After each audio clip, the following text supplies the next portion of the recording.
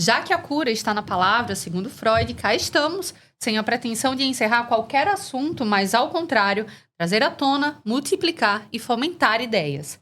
O Interfaces tem o objetivo de tratar de temas que envolvem direito de família e psicologia de forma leve, didática e bastante empática, abrindo o diálogo sobre questões delicadas e relevantes no âmbito das relações familiares e levando informação de qualidade aos ouvintes. É apresentado por Ana Carolina Trindade, advogada e professora, especialista em Direito de Família e Sucessões, e por mim, Lavínia Lins, psicóloga clínica e escritora, palestrante nas áreas de perinatalidade e parentalidade, saúde mental e temáticas relacionadas ao luto. Convidamos você a embarcar com a gente nessa viagem e aperte os cintos. E para o nosso 6º episódio, nossa convidada para bater um papo conosco é a Gabriela Botrel, que vai abordar o tema Consideramos justa toda forma de amor? A gente acrescentou uma interrogação aqui para a gente conversar sobre isso. A Gabriela é psicóloga e supervisora clínica, gestalt terapeuta, membro da Associação Brasileira de Gestalt Terapia e Abordagem Gestáltica. Também é membro da Comissão de Direitos Humanos do Conselho Regional de Psicologia, especialista em Educação em Gênero e Direitos Humanos e mestra em Sociedade, Tecnologias e Políticas Públicas. Ela é pesquisadora e uma eterna navegante nos mares das relações, afetos e amores. Eu achei o máximo que tem poesia no meio. Bem-vinda! Bem-vinda, Gabriela. Poesia sempre que possível. Muito bom.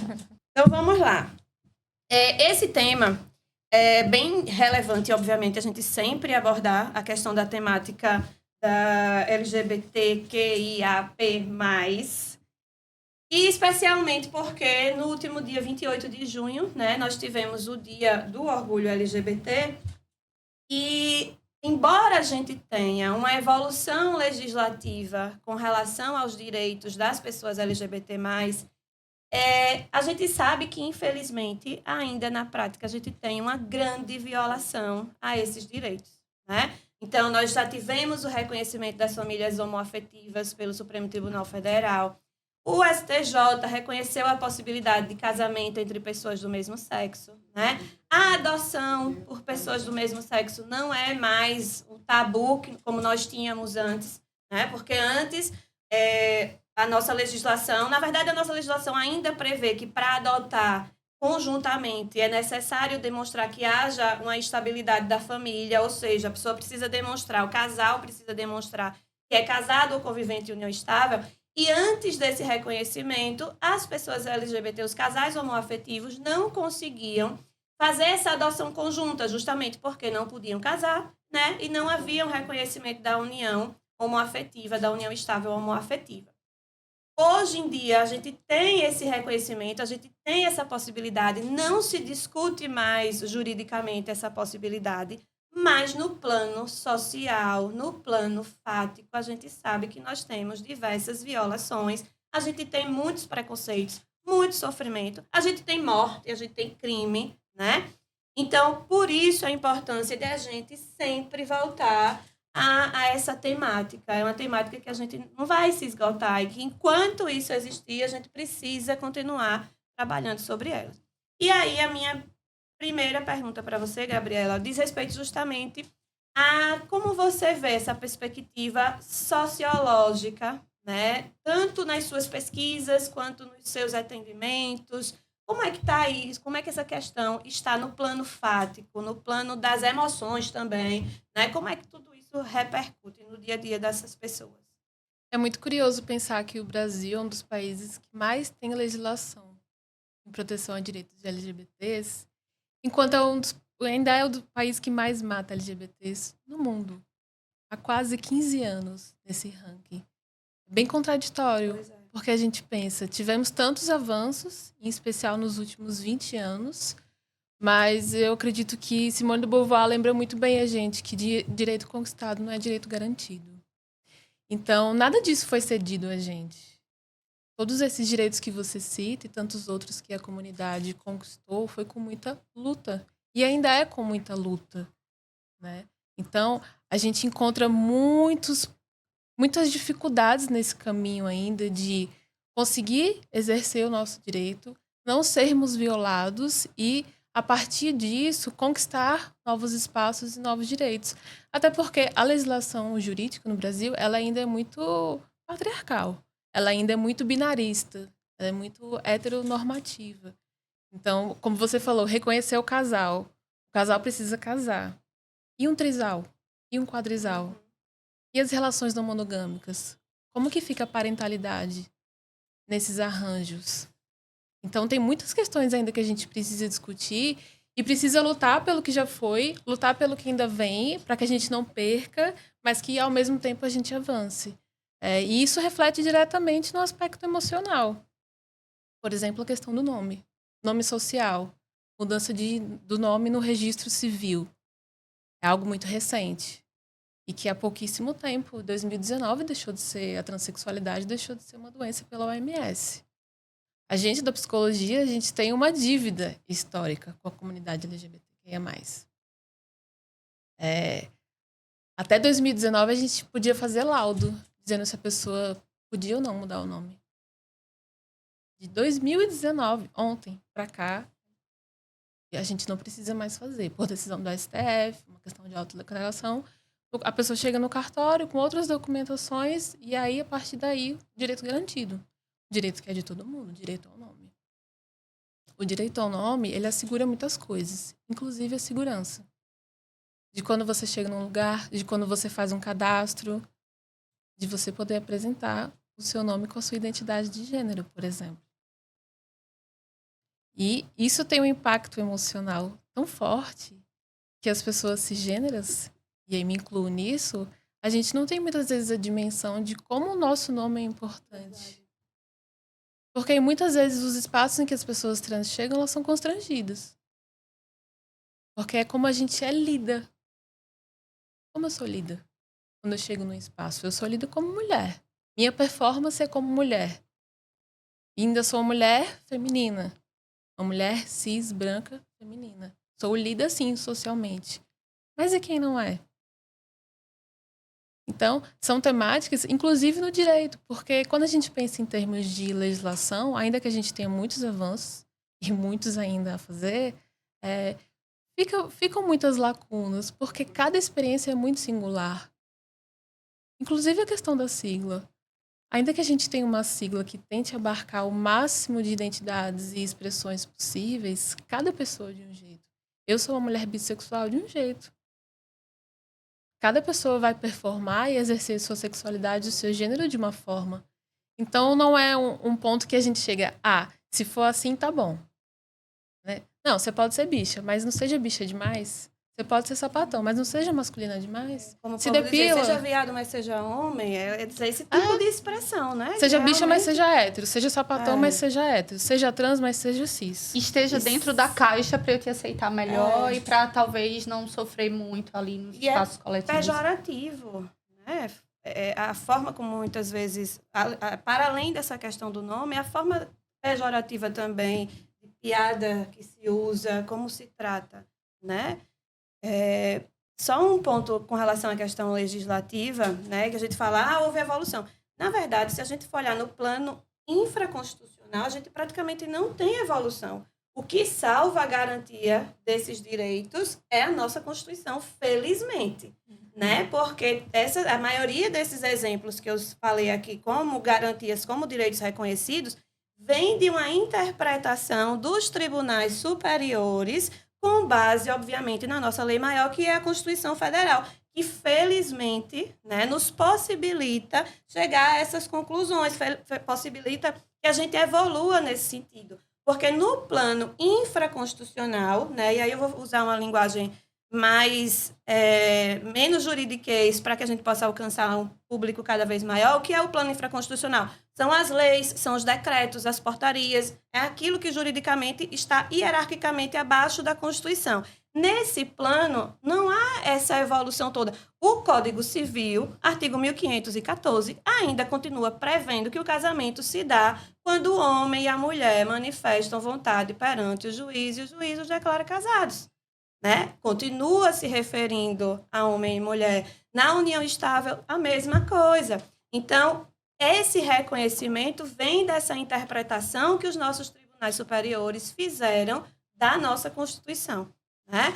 Então, a gente precisa, de fato, ainda evoluir bastante no plano jurídico com relação à garantia desses direitos. Outro ponto bem relevante que a Gabriela abordou na fala dela é essa percepção que a gente precisa ter no Brasil de que lei não resolve as coisas sozinha. A gente tem uma inflação legislativa, a gente acha que tudo se resolve com lei. Porque aconteceu isso, então vamos fazer uma lei nova. Resolveu o problema? Não. Né? O direito ele precisa ser analisado no plano valorativo, o direito precisa ser analisado no plano normativo e o direito precisa ser analisado no plano sociológico. Para que eu tenha uma norma jurídica que não produz efeito? Que é violada todo dia, né? Então, a gente precisa ter essa visão ampla do fenômeno jurídico para a gente compreender e para a gente saber como a gente vai evoluir, né? Então, esse é um dos temas que, de fato, a gente precisa ter essa visão bem ampla, como a Gabriela falou. Tanto é assim que isso reforça. Enquanto a gente tem todos esses aparatos, todos os dados de violência, eles não diminuem, eles aumentam. Pois É parecido com a Lei Maria da Penha. Né, os estudos que são feitos. É uma lei muito importante que foi feita a partir de uma denúncia. Né? O Estado brasileiro ele não fez de bom grado a Lei Maria da Penha. Foi a partir de uma denúncia e tudo mais aconteceu. E o que a gente observa? Os números não diminuíram. A cultura do feminicídio ela não diminuiu. Inclusive a lei do feminicídio que vem posteriormente, é isso. Então, uma lei não necessariamente ela vai puxar uma mudança de comportamento. Ela tem esse poder de ser essa ferramenta que muda o comportamento, mas não é algo rápido. E a gente precisa que seja algo rápido. É importante, a gente precisa ter essas leis, precisa. Algumas a gente nem precisaria, algumas em outro plano. Mas algumas a gente precisa de fato. Agora, a gente precisa entender que não é suficiente estar legislado. Eu preciso ter instrumentos de efetivação. Se a gente não tem esses instrumentos de efetivação, se a gente não tem políticas públicas nesse sentido, nada disso caminha, né? Pois é, e aí eu fiquei pensando, né? A gente teve o Dia do Orgulho, agora no finalzinho de junho, e aí muitas pessoas, quando postam, né, alguma coisa, tem lá as cores do arco-íris e vamos comemorar, outras dizem o que comemorar e trazem reflexão, né? Como a gente consideramos justa toda forma de amor, porque a gente propaga isso há dias, né, que são marcos, e eu estava dando uma estudada, né, entendendo que lá em Nova York, lá no final, ali perto dos anos 70, teve um movimento, as pessoas cansadas da perseguição, né, porque os Estados Unidos consideravam ali a homossexualidade como algo proibido, então perseguiam-se as pessoas ali, as pessoas cansaram de ser violentadas, e aí depois o mundo foi aderindo ao movimento e a gente tem esse marco. É importante considerar que existe um marco, joia. Mas será que a gente tem mesmo a comemorar? Você traz aí números, né? Não em números ditos, mas na realidade de que a gente ainda mata muitas pessoas que estão inseridas, né, nas comunidades. Então, por que isso acontece? O que acontece com a nossa sociedade que, apesar de hoje ter acesso à informação, ainda lida com o preconceito de uma forma, por vezes, velada, né? Que silenciosa talvez seja uma das mais perigosas, talvez a intrafamiliar a mais devastadora. O que acontece? Assim, na tua experiência enquanto pessoa que estuda direitos humanos, na tua experiência enquanto psicóloga clínica, que escuta, né, o sofrimento das pessoas, o que você tem apurado nesse sentido? O que está acontecendo com a gente, Gabriela? Eu queria tanto ter uma resposta simples para essa pergunta. Porque são tantos fatores juntos quando a gente pensa nesse emaranhado todo. Mas fico pensando muito na tua pergunta, né? Consideramos justa toda forma de amor? Primeiro eu perguntaria, que amor? Porque o que a gente aprende a amar? Quem a gente aprende a amar? Como que a gente aprende a amar? Então, de que amor que a gente está falando? Eu queria poder te responder que sim, eu considero justa todas as formas de amor. Mas não é assim na prática. Não é assim que a sociedade ensina a gente. Pelo contrário. Então, para entender um pouco o porquê tudo isso acontece, eu penso que a gente tem que ter uma leitura muito estrutural de como a nossa sociedade se estrutura. Em termos de raça, em termos de processo de colonização, em termos de patriarcado, de binarismo, de cisgeneridade, de branquitude. Tudo isso vai atravessar em termos de classe. Por isso que uma experiência LGBT ela não é igual. Cada pessoa tem a experiência de uma forma. Cada pessoa sai do armário ou não de uma forma. Lembrando que ninguém tira ninguém do armário. Importante reforçar isso, né? Nesse mês do orgulho. Muitas campanhas, muitas empresas querendo ganhar em cima disso. E agora levantamos a bandeira, mas não contratamos ninguém LGBT. Virou uma questão comercial, né? E quando a gente contrata, são os menores salários. Quando eu pergunto, quem a gente aprende a amar? Como que a gente lê na sociedade o amor?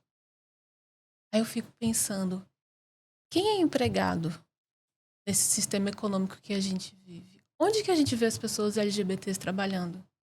Onde que a gente vê as travestis trabalhando? Onde que a gente vê pessoas gays, homens gays, trabalhando? Em que espaços? Em que cargos? Com quais salários? Com quais acessos? Isso também diz de amor. Isso também diz de relação. Então eu diria para você que é um emaranhado de coisas estruturais e estruturantes do nosso processo enquanto país, enquanto civilização, enquanto pessoa, geracional. E tudo isso junto, ainda assim, não dá resposta. O sofrimento é único, né? Você fala, eu tô o tempo todo emocionada aqui, vocês estão percebendo. Eu tô o tempo todo emocionada porque eu fico atravessada, assim, por experiências pessoais, né? Ali próximas da família. Eu vivo dizendo ao meu irmão que meu irmão é gay, e aí eu vivo falando pra ele que eu tenho uma dívida com ele. Eu tenho uma dívida com você. Se eu vou escrever, se eu vou falar sobre isso, eu preciso que você venha pra me ajudar. Porque eu sinto que falta, eu sinto que por mais que queira entender, eu não tô nesse lugar e eu não quero injustiça, eu não quero ser mais uma vez protagonista de uma falta. E ele, para, Vinha, para com essa angústia, não é bem isso, assim, você é humana, fale com o que você tem. É importante que a gente fale com o que, né, com aquilo que nos atravessa e tudo. E eu me emociono muito, porque eu fico tentando pensar, assim, do lugar de sofrimento das pessoas, né, sobretudo com a violência que as pessoas LGBTs que sofrem no ambiente familiar. A gente atende na clínica, eu já vou puxar aqui para a minha, talvez não tão vasta experiência no atendimento de pessoas com uma orientação sexual diversa daquela que supostamente seria ideal, ainda temos isso na nossa sociedade, e de pessoas enquanto familiares que sofrem por não encontrar resposta, por tentar entender onde foi que falharam nesse processo de educação, de transmitir uma orientação religiosa, né? O que é que está faltando? Então, não, é porque meu filho é muito carente, então se apaixonou por outro cara porque ele é carente. Então, sabe, tentando encontrar resposta para o que talvez não tenha, né? A gente, quando estuda, olha,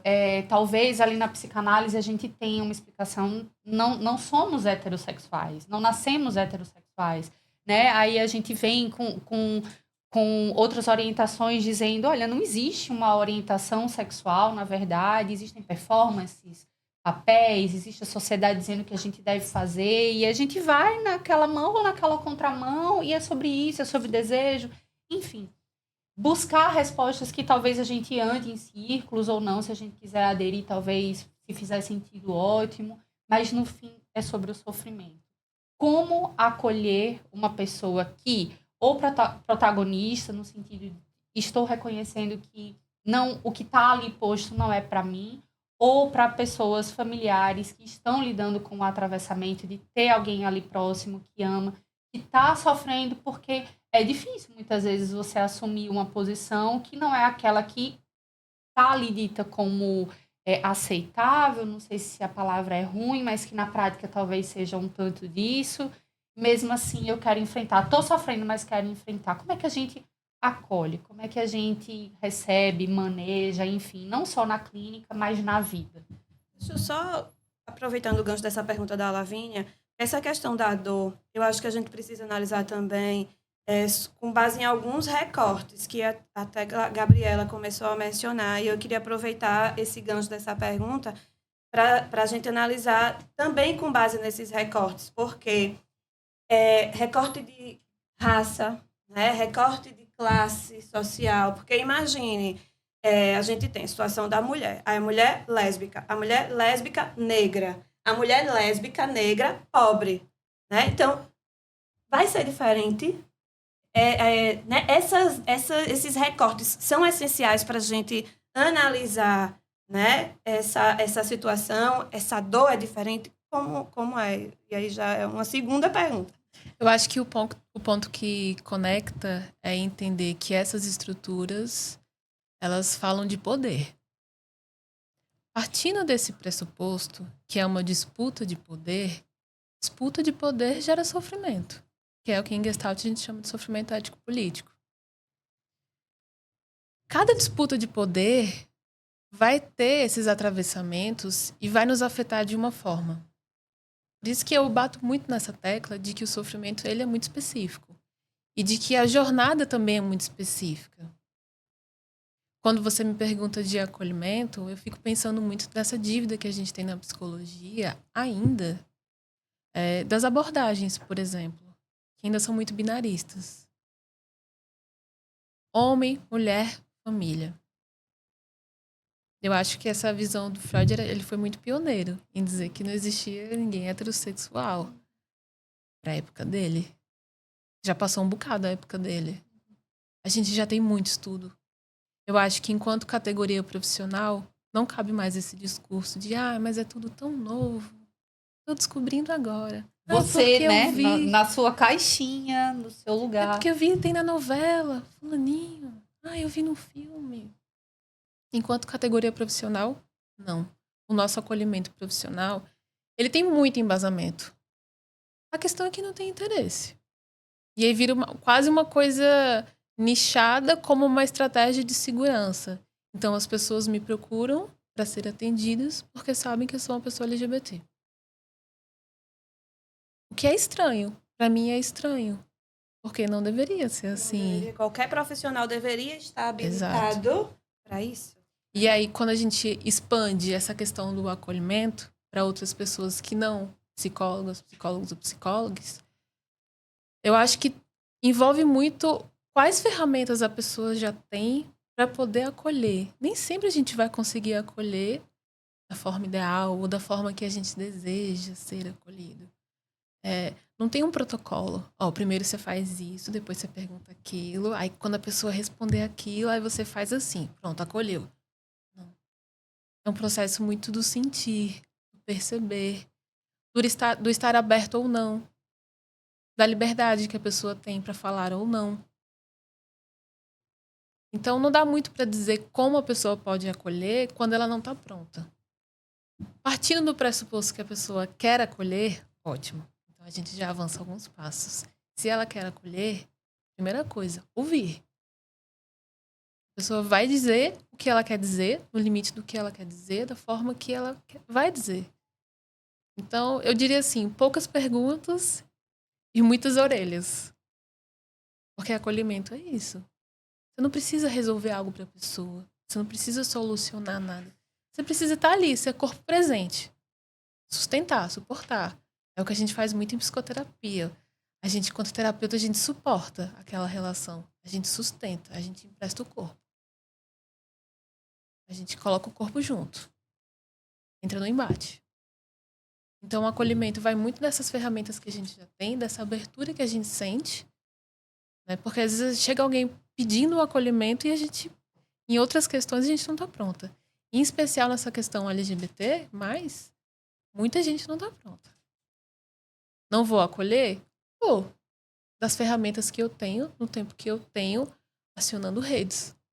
Muitas vezes a nossa família de nascença ou de primeira criação não é o primeiro espaço que vai acolher a gente.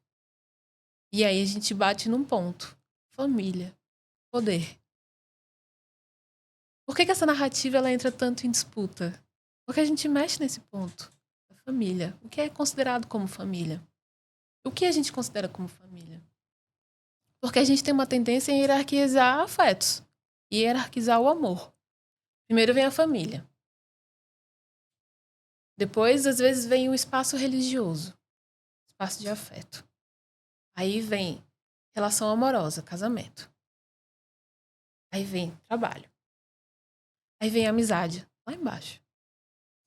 Por que a gente hierarquiza assim? Por que a família tem que ser de sangue?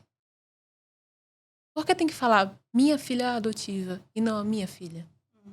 Você também assistiu aos episódios passados do Interfaces. Perfeita. É isso. Então, quando a gente pensa no amor, voltando pro amor novamente, como a gente hierarquiza o afeto, o amor.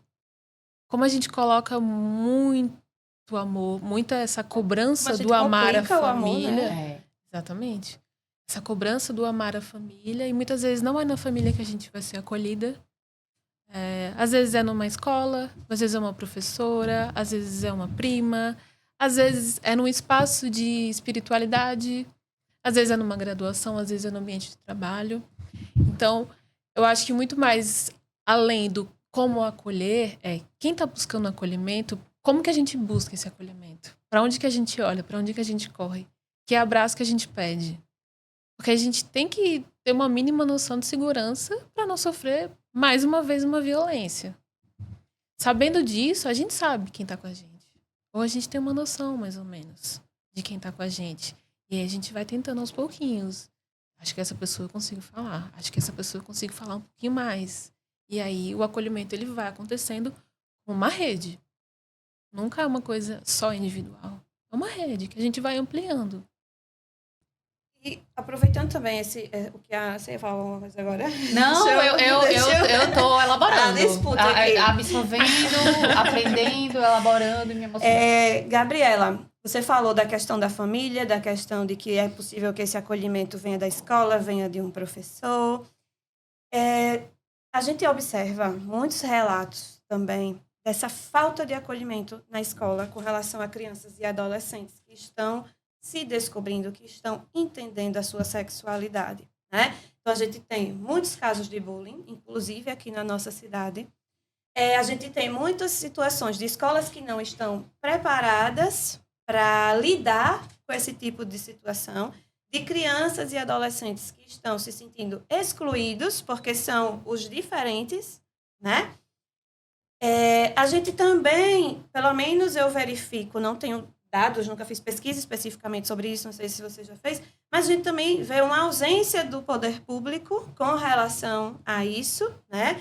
Não sei como funciona nas escolas públicas, mas o que eu vejo muito em escolas particulares, que em tese, né, teriam um preparo maior, teriam uma equipe profissional maior, multidisciplinar e tudo mais, para saber lidar com isso, a gente vê muita falha, né?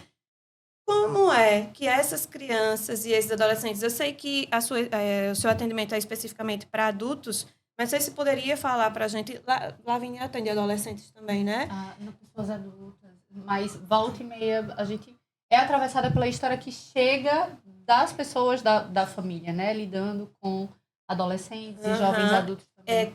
Como essas crianças e esses adolescentes estão chegando, né? Porque o que é que me preocupa? O grande crescimento que eu vejo de casos de pessoas jovens, muito jovens, com ansiedade, com síndrome do pânico. Eu tenho muitos alunos jovens e muitos alunos me relatam, por exemplo, professora, porque eu dou aula às 7 da manhã, às vezes. Eu não consigo, muitas vezes, chegar às 7 porque eu tomo remédio à noite para ansiedade, para pânico. E, assim, chega caladinho, conversando, né? Que bom que sentem essa segurança, essa confiança de vir falar. E eu não consigo acordar cedo porque o remédio me dá sono. E não é um caso ou outro, né? São muitos casos que eu vejo. E isso já mais de 18 anos, que já estão no ensino superior, mas isso já vem da infância, já vem da adolescência. Então, óbvio que são inúmeros fatores que estão gerando ansiedade na nossa sociedade, mas um dos fatores é esse, né? Essa falta de acolhimento, o bullying, o preconceito, a falta de preparo das instituições, tanto das escolas quanto dos atendimentos de saúde, né, dos profissionais de saúde. Então, como é que essas pessoas chegam? O que é que você pode falar para a gente com relação a isso? Como é que você vê essa parte de saúde também, de atendimento no âmbito da saúde, se você tem algum dado, alguma informação com relação a isso? Como você vê a atuação do poder público também com relação a essas questões? Eu fico me perguntando, vocês acham que a sociedade está pronta para falar sobre sexualidade e infância? Não, imagina. Pois é. E a gente vem, né, de 4 anos em que o negócio foi ladeira abaixo. Freud já tentava fazer isso, né, Lavínia? E olha como, na época dele, já foi. E ainda é. Parece que tudo que envolve falar da comunidade LGBT é um grande tabu. Família, forma de se relacionar, sexualidade, sexo. E estão sexualizando as crianças, né? Todo esse processo. Eu percebo algumas mudanças geracionais nas crianças, nos adolescentes, mas nas instituições eu percebo pouca mudança. Porque é um projeto. Por falta de interesse. Vamos manter como está. Exato. Volta para aquela questão. Vamos manter o poder aqui, vamos fazer essas regras, porque está funcionando para a gente manter essa estrutura. É mais fácil? Aqui em Maceió, vamos pensar assim, escolas de até ensino fundamental. Quantas escolas vocês conhecem, que não é católica ou religiosa? E que muitas vezes não estão abertas, porque algumas estão a discutir a temática. Pouquíssimas. Então, as instituições, é muito difícil preparar uma instituição, né? É um letramento de gênero, como a gente chama. Porque cada pessoa está num processo do letramento. E o letramento não tem fim. Eu tô no nível 10 agora do letramento. Eu sou super letrada. Não. É um processo. Em que a gente vai mudando enquanto sociedade, a gente vai mudando enquanto pessoa, mas não chega ao fim. Chega ao fim porque a gente morre. Não chega ao fim porque chegou ao fim. Enquanto a humanidade existiu, as mudanças vão acontecendo. Mas o que eu percebo é uma procura muito maior dos serviços de saúde, em especial os serviços de psicoterapia para a adolescência. Inclusive, é uma área que vem crescendo muito, tanto de criança quanto de adolescente. Eu fico pensando o quanto é importante essa procura, que não na fase adulta, porque a gente que atende adultos, a gente passou por essa etapa, né? A pessoa já passou por essa etapa. Então, é interessante fazer esse trabalho enquanto esse processo de puberdade está acontecendo, enquanto esse processo de início de vida sexual, de descobrimento de sexualidade ainda está no início, porque em processo está durante toda a nossa vida. Então, eu sinto muito essa... Eu acho que hoje o maior desafio que eu vejo em relação à nossa comunidade é olhar para a criança, entender que existe criança LGBT.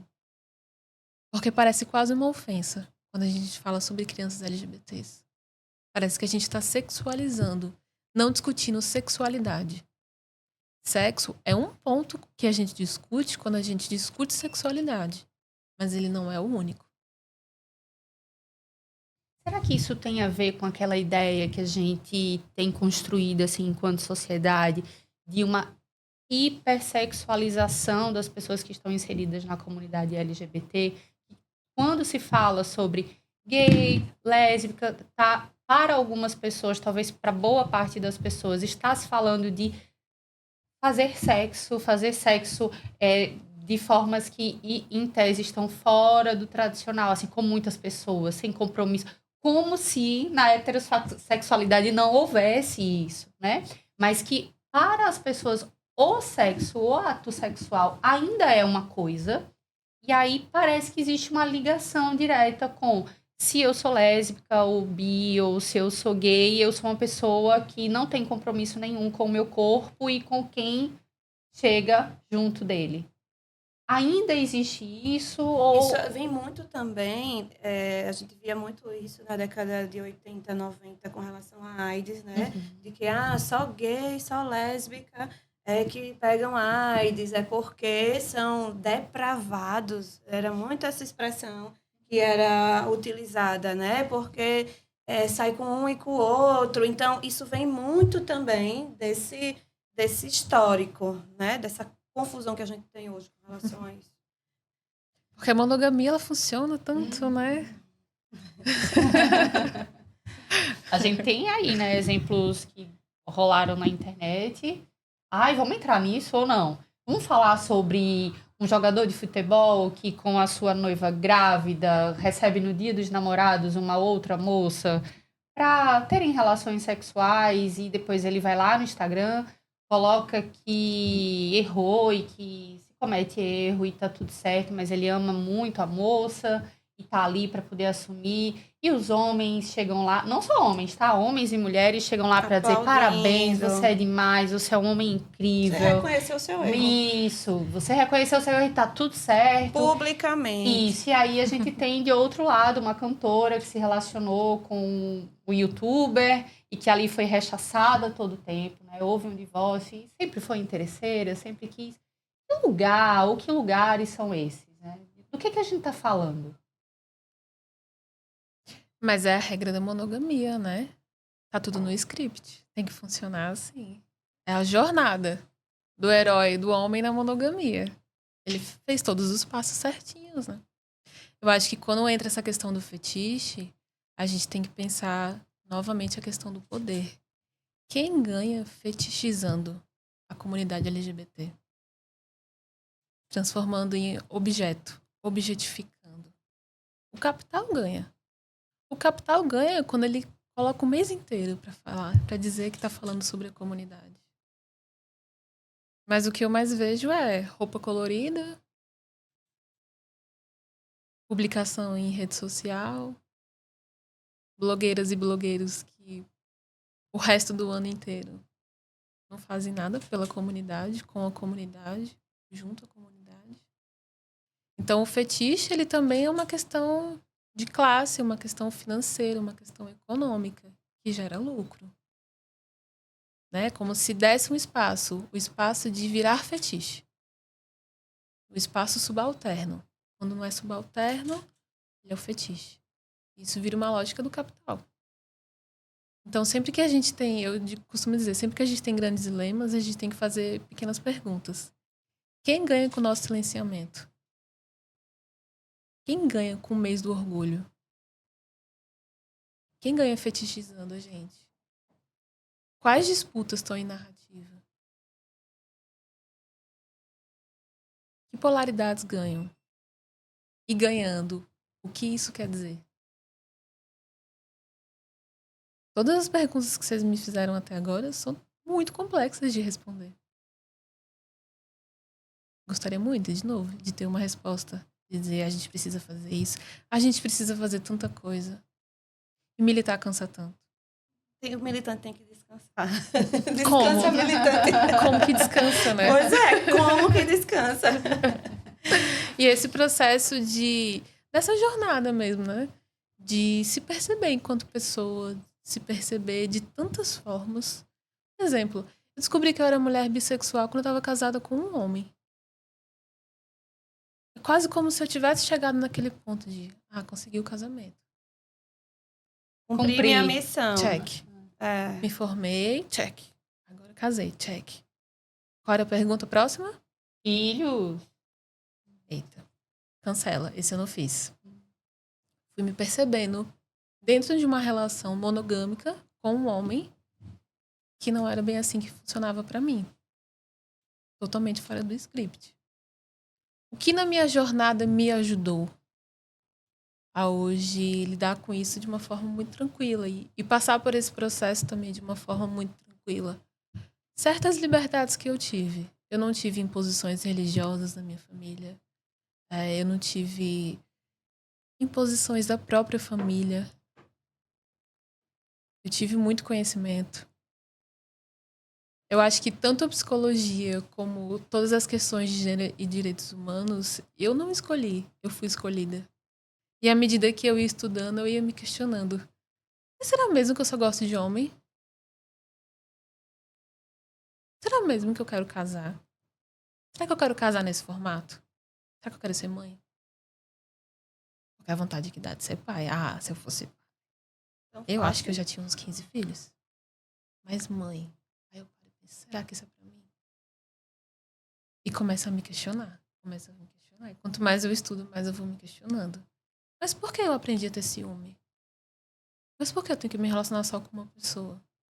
Por que eu tenho que hierarquizar? Relação aberta ou relação monogâmica? Qual que é a diferença? Onde que eu me encontro? E aí eu vou percebendo, na minha jornada, que eu estou. Estou bissexual, estou não monogâmica, estou psicóloga, estou várias coisas. Mas eu não sei bem o que eu sou. Quem sabe, né? Quem sabe? Boa pergunta. Eu não sei, eu tenho mais dúvidas. E eu vou experimentando, e eu vou conhecendo. Vou dizer, não, isso aqui funciona pra mim. Não, isso aqui ainda não funciona pra mim. Ah, isso aqui é legal de eu aprender. E acho que essa jornada de viver a minha vida é o que me ajuda muito no meu trabalho. Porque quanto mais eu vivo, quanto mais eu conheço pessoas, quanto mais eu me relaciono com pessoas, mais eu sinto facilidade de ouvir histórias. Seja de pessoas LGBTs ou não, como um todo.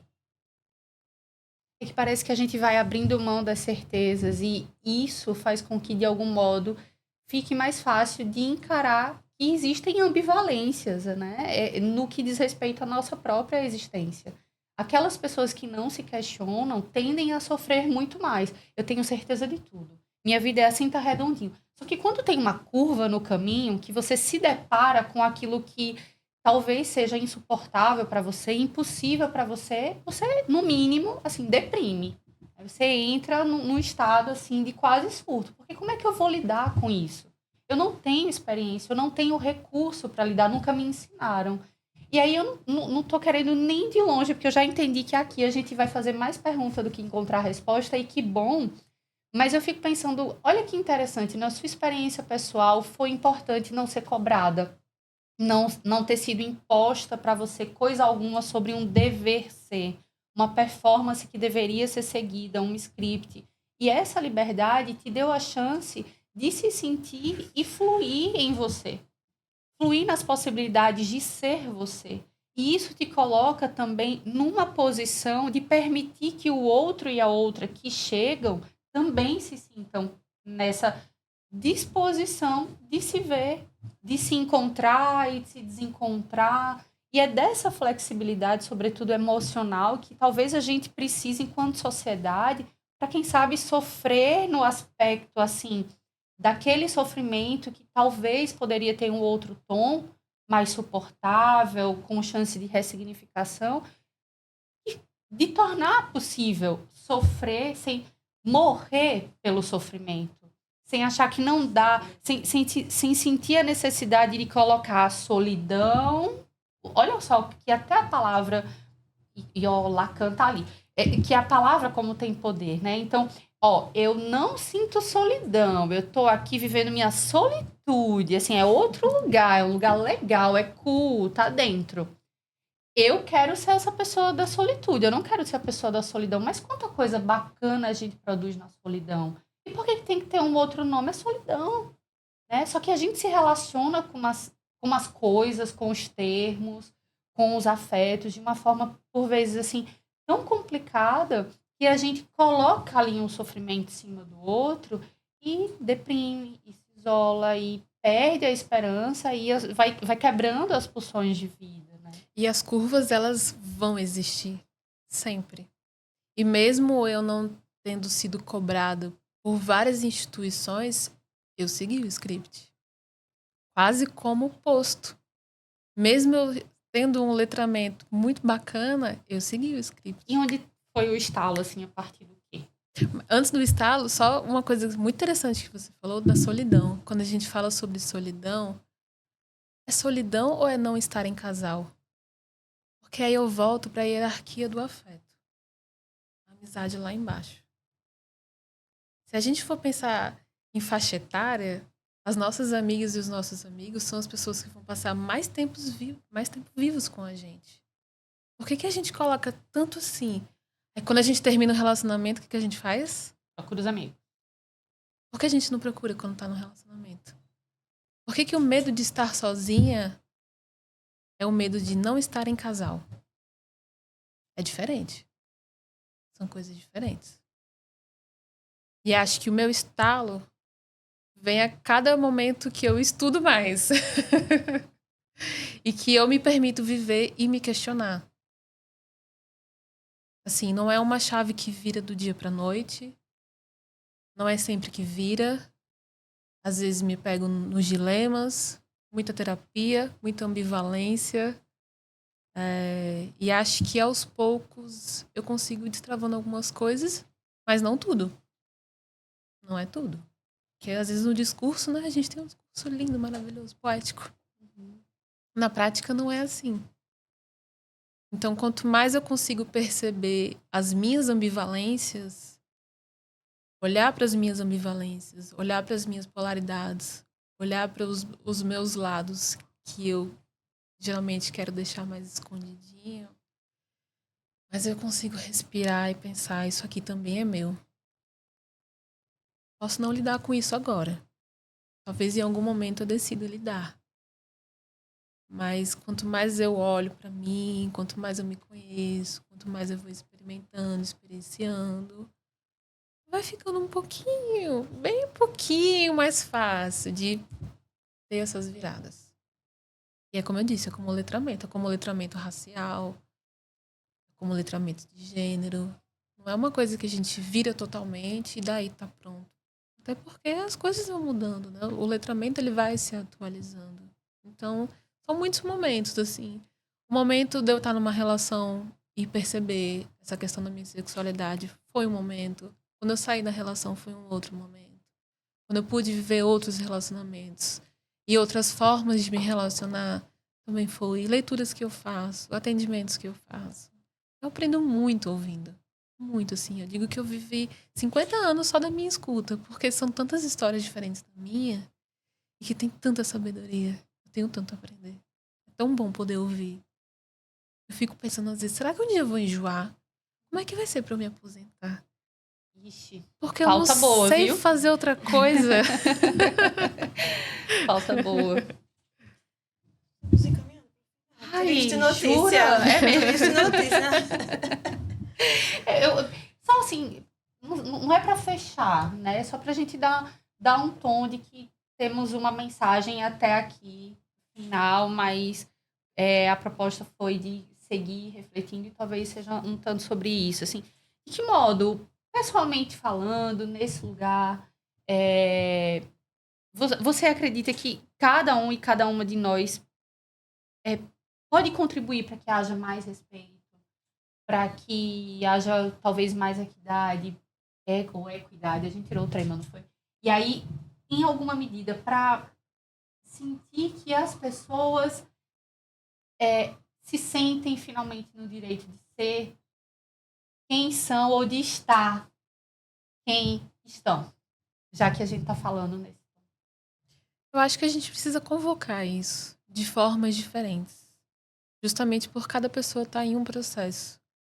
Mas penso que quanto mais a gente olha para a nossa jornada de autoconhecimento, quanto mais a gente consegue dar uma olhadinha assim para aquilo que a gente esconde e que diz muito da nossa projeção e que diz muito do que a gente vai introjetando, a caminhada fica um pouco mais fácil. Mas eu penso que a gente tem que convocar, sim, por vias diferentes.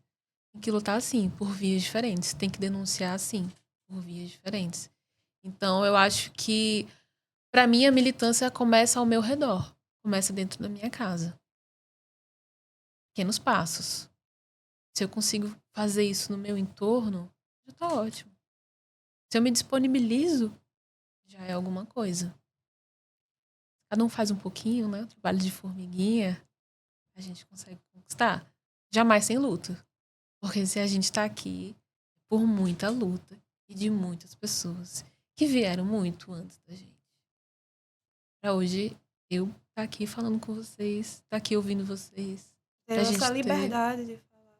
Exatamente. E saber que isso não tá posto.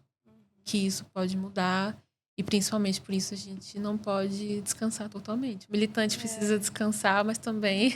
Alerta. Exatamente. Então, olhar para o lado. Olhar ao redor. Olhar até onde os olhos alcançam. Eu acho que fica essa mensagem, assim, da gente tentar olhar até os olhos, onde os nossos olhos alcançam e ver o que é possível. Porque entre o ideal e o possível tem uma longa caminhada, né? Ixi, obrigada. Obrigada a Bonita. você. Obrigada, Gabriela. Que honra ter você aqui. E espero que a gente possa falar muito mais ainda sobre isso. Mais do que uma militância de um dia no ano ou de um mês. Que a gente possa ali, no silêncio, trabalhar em favor do respeito a todas as pessoas. A gente não vai lhe deixar mais, não. Obrigada. Obrigada.